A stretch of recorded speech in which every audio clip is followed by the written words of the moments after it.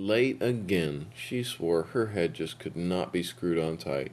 Of course she was late. Today was the big day. She had talked herself up the whole weekend for this train ride, or more so what she intended to do on this faithful train ride.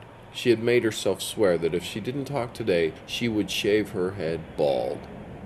As the train clattered to a stop in front of her, she regretted that choice. She breathed heavy from the run and climbed on. She took the same seat she took every day, on her way to the same job she'd gone to 5 days a week, faithfully, for the last 7 years. She watched the landscape of the city speed by. Now it had not all been mundane. In fact, as the train rumbled to a stop at the next station, he stepped in and walked over to the same seat he had for the last 2 years. He gave her a sheepish smile, the same one he gave her every morning. She returned it, but her mind screamed to her, "Bald!" She shook her head. She looked up at him, but he looked into his lap. Her mouth was dry with nerves, and the first 3 times she opened it to speak, all she managed to do was smack her lips. She began to get angry at herself, and she waited for a few seconds. She closed her eyes. How many nights had she tried to convince herself to speak, to open her lips and make some inquiry, some passing conversation, just to hear the sound of his voice? She opened her eyes. He would be getting off in 2 stops. I can wait till tomorrow, she thought to herself. But the voice in her head screamed at her, "Bald!" She looked up at him and took a deep breath and worked her hands in her lap. "How are you today?"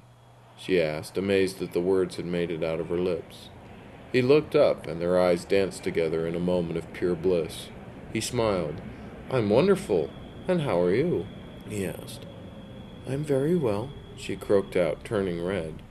He saw it and smiled. "My name is Nicholas. What's yours?" he asked. "Marie. It's very nice to make your acquaintance," she replied back to him. He smiled big.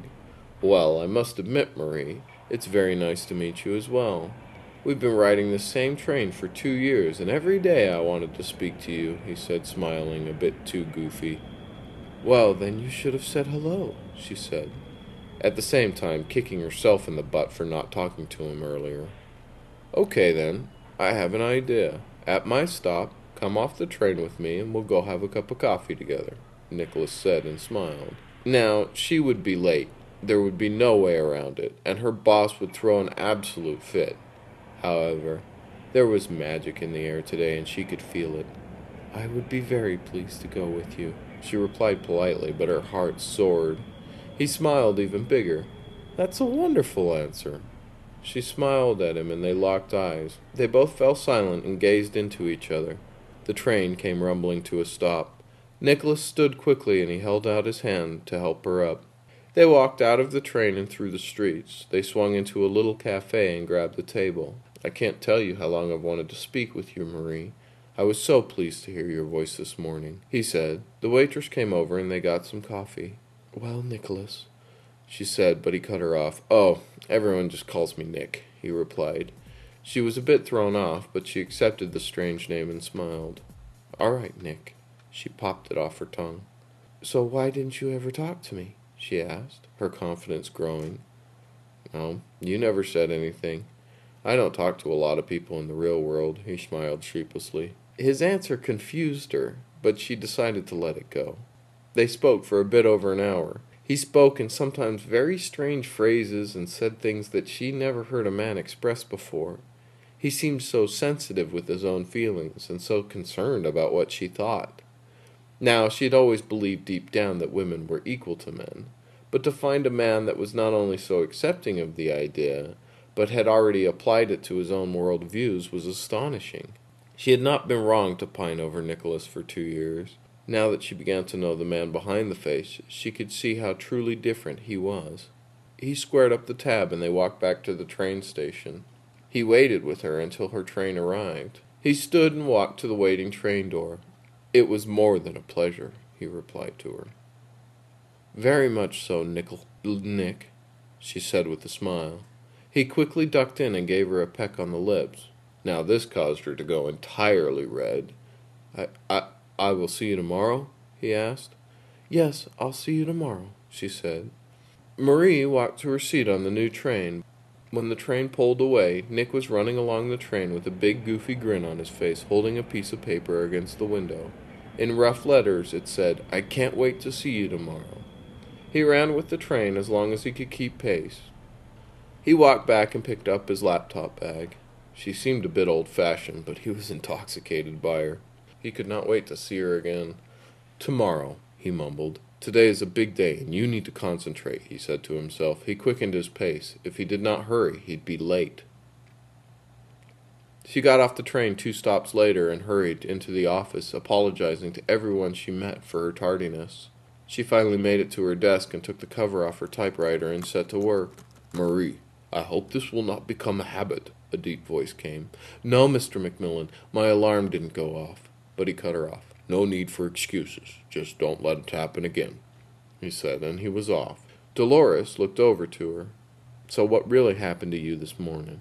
Dolores asked. "I talked to him," she said, letting a smile that had been trapped the whole time appear on her face. "Mystery train man?" Dolores blurted out. Marie's eyes got big. "Keep your voice down, Dolores," she snapped. "Yes, his name is Nicholas, and he likes to be called Nick." "Nick?" Dolores questioned. "That's a bit odd." "Well, tell me everything," Dolores replied, putting her work aside entirely. Marie tried to continue to work while telling the story. "Well, I bet you can't wait till tomorrow," Dolores replied at the story, her eyes dreamy along with Marie's. "Like you wouldn't believe." She spent the rest of the day trying desperately to keep her mind on her work, but not to much avail. Her mind and heart were still on that train. Finally, she headed home for the evening. She always hoped to see him on the way home, but he was never on that train. She went to her apartment, and she even had a hard time getting to sleep that night. But in the end, she finally did fall off to sleep. The next day, she dressed up to look nice for Nick, and got to the train station in plenty of time. They made the stop, and the train started to roll again. But Nick never came into the car. The first day it had crushed her. She cried on Dolores' shoulder in the ladies' room. The next day he was still not on the train, and the next, and the next, and the next. She began to move on, but she never forgot Nick. In their short hour-long conversation, he had changed her entire perspective about her place in the world. He had given her a list of books that she should read, and when she had taken him into the bookstore, they only had one of the titles he had listed. The others, they said, were not out. She got the one book, and he had been right. It did change the way she looked at herself and the world. About 6 months after the coffee shop day, Marie joined a local chapter of women fighting for equality. She became a great leader, and many women looked up to her. She even moved up in her job and was the first woman to land a job in management. She rode to work every day, still in the back of her mind looking for Nick, but she never saw him. 2 years passed, and her life was nowhere near the same as it was that day. She rode home after a long day, and she went by the stop they had gotten off to get their coffee.